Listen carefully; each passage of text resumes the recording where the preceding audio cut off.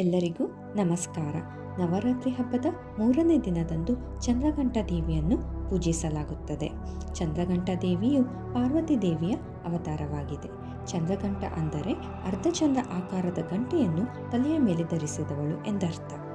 ಪಾರ್ವತಿ ದೇವಿಯು ಶಿವನನ್ನು ಮದುವೆಯಾಗಲು ತಪಸ್ಸು ಮಾಡುತ್ತಿದ್ದಾಗ ಶಿವನು ತನ್ನ ಗಣಗಳೊಂದಿಗೆ ಭಯಾನಕ ರೂಪದಲ್ಲಿ ಮದುವೆಗೆ ಬರುತ್ತಾನೆ.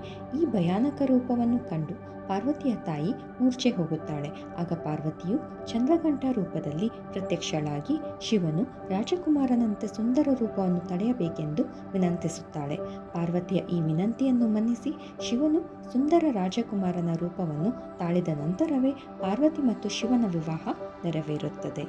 ದೇವಿಯನ್ನು ಪೂಜಿಸುವುದರಿಂದ ಭಕ್ತರಿಗೆ ಶೌರ್ಯ, ಧೈರ್ಯ, ಭರವಸೆ ದೊರೆಯುತ್ತದೆ ಹಾಗೂ ಮಾನಸಿಕ ಕ್ಲೇಶಗಳು, ಶಾರೀರಿಕ ಸಂಕಟಗಳು ಮತ್ತು ಪ್ರೇತಬಾಧೆಗಳು ನಿವಾರಣೆಯಾಗುತ್ತದೆ ಎಂದು ನಂಬಲಾಗಿದೆ.